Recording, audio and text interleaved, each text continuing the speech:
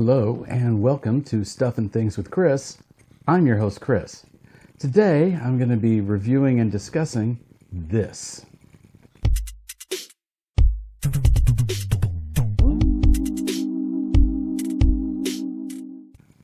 Birds of Prey, the Fantabulous Emancipation of Harley Quinn, is produced and stars Margot Robbie as Harley Quinn.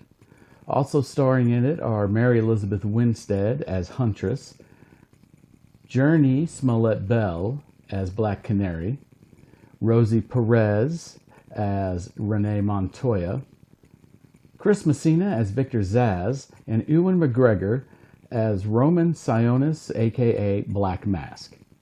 This movie is directed by Cathy Yan. It is only her second feature film. Her first feature film was Dead Pigs. It was released in China. It did a little bit of press and a little bit of circulation around the festival circuit, but particularly at Sundance a couple of years ago. The movie is written by Christina Hodson. Now, Christina Hodson brought us Bumblebee a couple of years ago. She has done The Flash, which is in pre-production right now and should come out in 2022. She's also written a script for the Batgirl movie. Now, this is a project that Josh Whedon got attached to. He left the project in 2018. Then Warner Brothers commissioned Christina Hodson to make a script for a Batgirl movie. So we'll see whether that actually transpires or not. They're looking for a director currently. So Birds of Prey has a very strong female presence, both in the cast and in the director and writer. With Margot Robbie as producer. It's very much a girl power movie. It's a comic book movie. So for the plot of this movie, remember there's going to be spoilers. So if you don't want to know what's going on exactly in this movie, don't watch this part. Look for the timestamp in the comment section that I'll put in there, in the description section, and I'll put on there when I get to the actual review. Now this plot's a little convoluted. There's a lot of moving parts to it. Basically, you have Harley Quinn at the start of this movie breaking up with the Joker. She decides she's done with him. She wants a clean break. So she decides to blow up the chemical plant where she jumped in to prove her devotion to the Joker, a vat of chemicals, so that she would turn her skin white just like his. And then she started dyeing her hair like him and got a bunch of crazy tattoos. So she figures this is the perfect way to send the message that she and Mr. J, or Pudding as she calls him, are no longer together. Now she doesn't quite think this through, because being the Joker's girlfriend has some major advantages. Namely, that if you're kind of psychotic and crazy like Harley Quinn and tend to rob people and beat them up and even kill some of them, you get no reprisal. Because no one's going to mess with you, because they don't want the Joker coming after them. But once you establish you are by yourself, now you're alone and now you got problems. Because literally every person in the movie that she has ever wronged tries to get her. So Harley eventually gets captured by Roman Sionis, and he is a mid-level mafia guy. He's trying to expand his empire. He is the son of a very wealthy family, but he's estranged from them. And he's using his vast wealth to basically build an army. And he is looking to expand his territory. He finds out there is a diamond that has encoded in it a list of bank accounts that belong to a former mafia boss. And this is a huge amount of money. And it will definitely solidify his position as the main mafioso type in Gotham City. So he wants the diamond. Now, he captures Harley Quinn. She finds out he wants the diamond. She cuts a deal with him. You don't have to kill me because I'm going to go get that diamond for you. And he says, okay, but if you don't get it, I'm going to kill you. All right, fair enough. So she does some detective work, most of it apparently done off camera, and discovers that a teenage shoplifter, pickpocket and shoplifter, named Cassandra Cain has the diamond, as she stole it from Victor Zsasz after he and Black Canary went and got it out of a vault. So there's a lot of shenanigans now. You've got Roman Sionis. He wants this girl dead. He wants the diamond. Harley Quinn kind of gets a guilt complex and takes the kid under her wing kind of to protect her. And Black Canary, who's working for Roman Sionis, she decides, well, you know, she's not real comfortable with how he's going about doing things, and he's going to try to kill this poor girl and all this stuff. Then there's also Renee Montoya's character. She's chasing the girl and Harley Quinn and Roman Sionis. She's trying to nail him for all kinds of stuff that he's done. They kind of cross paths in various places, and you find out that Black Canary has become an informant for Renee Montoya, who is a detective for Gotham. And so they kind of all end up at the same place. And then a third character in this group, and another character in this group, is the Huntress. And she's been randomly killing mafia types in the organization that Roman Sionis has. And nobody really knows why until later on when it's revealed that she is a victim and the last surviving member of the mafia family, whose diamond is kind of the MacGuffin that everybody's after in this movie. And she is trained as a hardcore super assassin, and she's out for revenge. So they kind of all meet at this old abandoned funhouse, amusement park kind of place, and there's the girl, and there's Black Canary, and there's the Huntress, and there's Renee Montoya. And at first there's kind of some battling between them, and Victor Zsasz shows up, and he's just going to kill the girl and gut her right there and take the diamond because the girl has swallowed it. Yeah, okay. And then they kind of all realize they need to band together. So they kind of band together, and then the place gets surrounded by Roman Sionis, and he pledges that they're all going to die. They have to fight their way out. They eventually do that. And so the end of the movie wraps up with Huntress, Black Canary, and Renee Montoya forming the Birds of Prey. Harley takes the diamond and the girl Cassandra Cain as her apprentice, spends apparently the money, or sells the diamond, gets a lot of money for it, and she and Cassandra Cain drive off into the distance to establish their own criminal underground organization. So that's basically the plot of this. It's kind of we're all going to meet at the middle and join up. As far as the production values of this film, some of it's hit or miss. The scene at the very beginning where Harley decides to blow up the chemical plant really looks pretty fake, I'll be honest. I mean, it's all CGI stuff, but it really looks like you can tell Harley Quinn is standing in front of a green screen while massive explosions are happening. So it's a little off-putting, actually. I was kind of taken out of the scene a little bit because of that. But there's other scenes where they have very good special effects. The fight scenes in the movie are very uneven. At first, they really look like it's almost like slow motion. I mean, everybody's fighting very slow. It doesn't have the real quick speed, like, say, from The Matrix or something like that. It looks a little pedestrian, I guess you could say. Some of the fight scenes get better. The one that's in the funhouse is much better choreographed, flows a lot better. As far as the actual characters, I mean, Harley Quinn is a great character. Like the Joker, it's unpredictable character, a crazy individual who says and does all kinds of wacky things that half make you laugh and then half make you terrified. So you can tell Margot Robbie loves playing her, and she does a great job as Harley Quinn.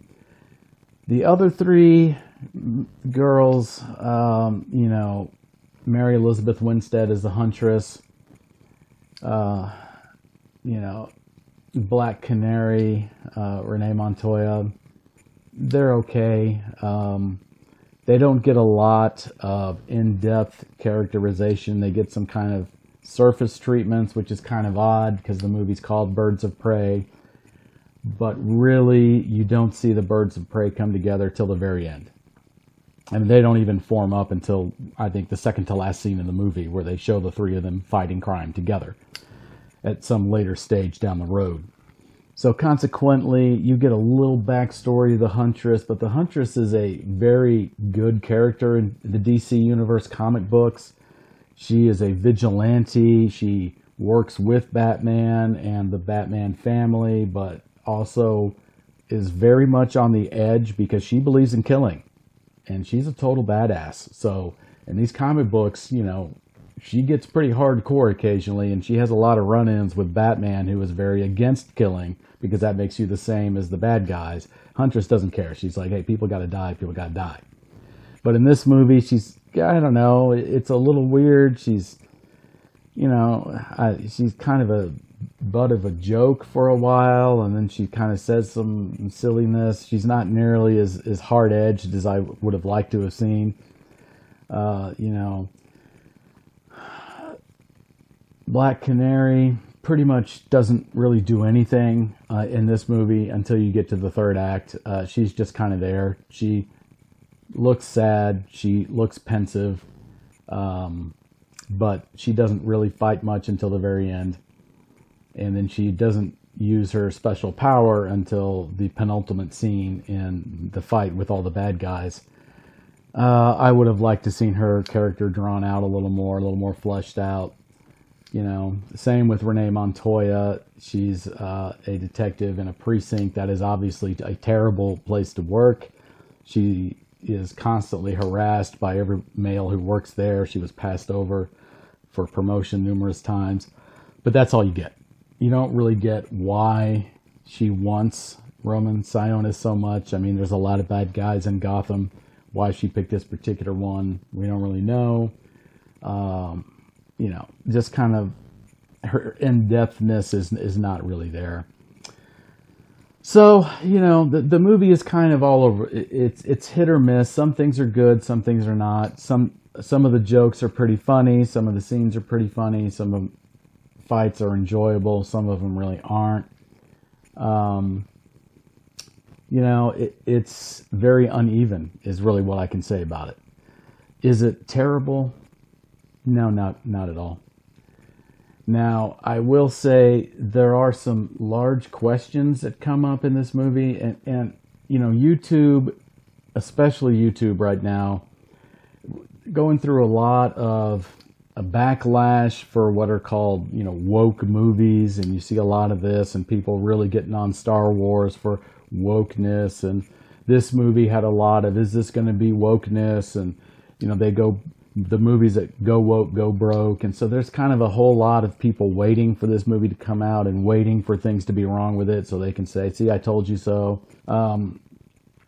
This movie, there are some weird things that are going on that make me question stuff. One of those has to do with Renee Montoya.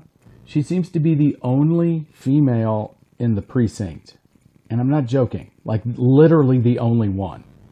Like, they show her in the precinct, and there is not another female police officer anywhere in there.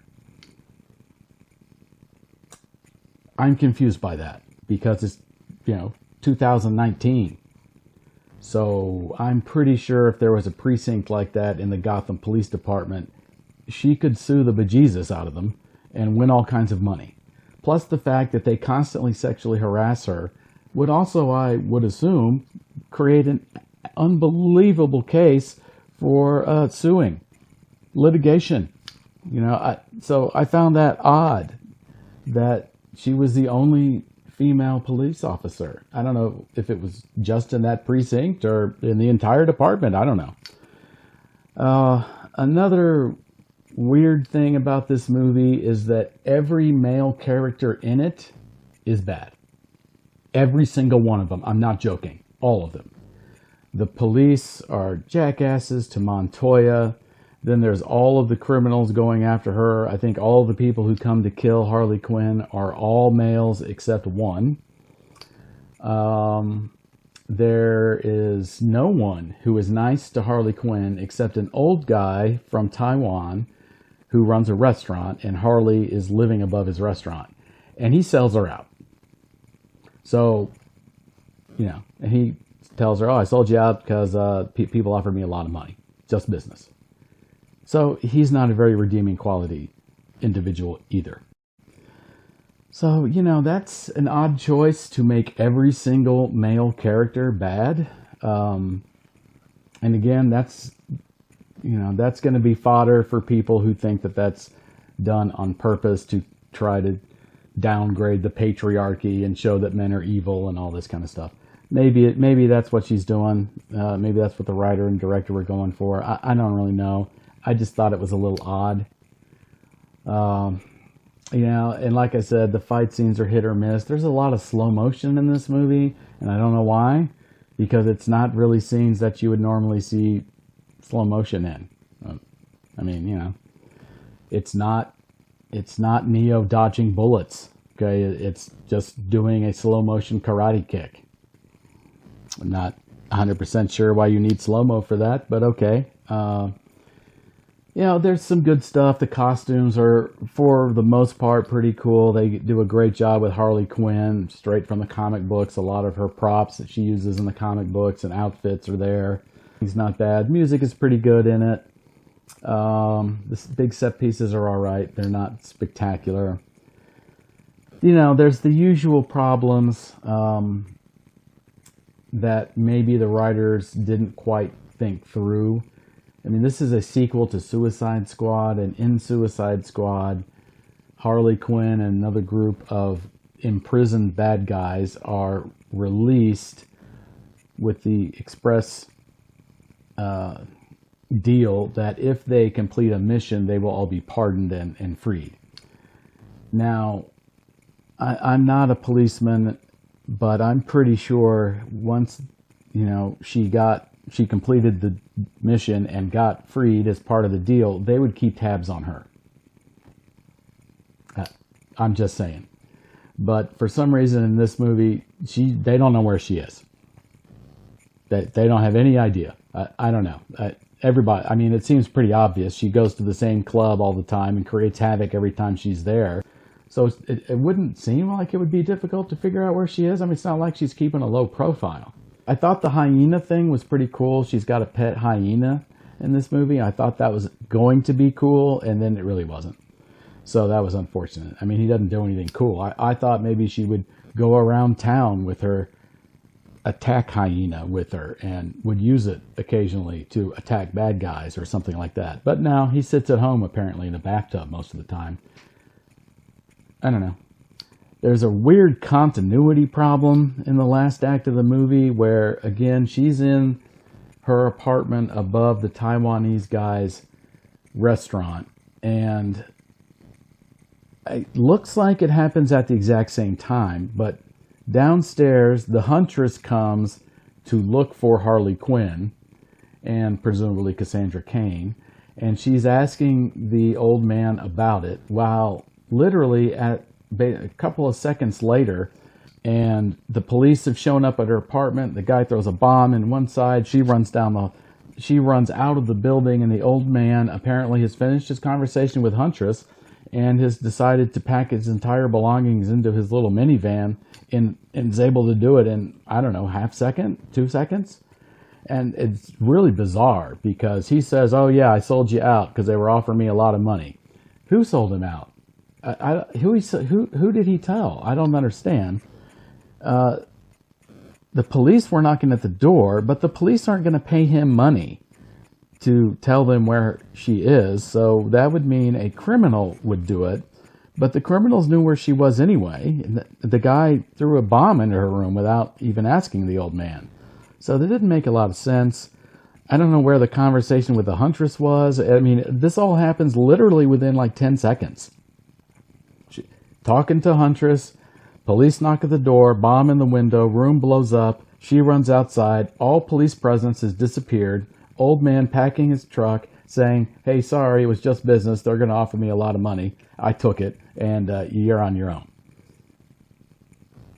There were a lot of questions I had there. I was so confused by that, and you talk about something that takes you out of a movie, that took me straight out of the movie for a while. I was like, I was thinking about that over, and I was like, I don't understand. What just happened? I don't know. So she goes on, whatever, has her major standoff with the bad guy and beats him and, rides off into the sunset with Cassandra Cain. Now, I will say there are two huge questions in this movie. When all of this chaos is going on all over the city, where's the Joker? He's just letting all of this happen? He's going to let another dude amass a giant army and take over the Gotham Underground? No, he's not. But that's nothing compared to the real question, the one I was asking myself the entire time this movie existed on screen. What is Batman doing? Okay, Gotham is not run by the Joker. It's not run by Roman Sionis. It's not run by Harley Quinn. Batman runs Gotham. Okay? Anything that happens in Gotham, Batman knows about. All right? So if you're going to write a movie where you're going to put every action piece in the middle of Gotham from one end to the other, you really need to have something about the Batman in it. Like he's on vacation. I don't know. Something. I mean, I just kept waiting. A cameo of some sort. Maybe he talks to her and talks to them when they're all together. And they say, but we're going to fight for good. And he says, all right, I'll leave you at it then. But I'm going to be watching or something like that. Something. You can't just have all this stuff happen. And I'm sitting there going, where's the Batman in all this? He's just going to let all this foolishness happen? I mean, millions of dollars of property damage, handling, random destruction of citizens of Gotham. And he's just going to say, okay, I'm on vacation or something. I don't know. So those were two huge questions I had. They didn't deal with either one. They didn't mention either one of those characters. It's one thing to have a standalone movie. You're trying to show that your main character is independent and these other women can act independently of the male superheroes and the male bad guys that are going on. But you have to be able to link it somehow. Otherwise, it just doesn't make any sense. It's like science fiction fantasy land. Okay? It might as well all be a dream. Okay? Because there's no way you're going to be doing all this stuff when those two gigantic characters in Gotham are doing nothing about it. It's just not going to happen. Okay. So, what is the overall opinion of this reviewer about Birds of Prey? I'm going to say it's probably about a B-. The redeeming qualities of the movie are Margot Robbie and Harley Quinn. Great job. A couple of the fight scenes are really good.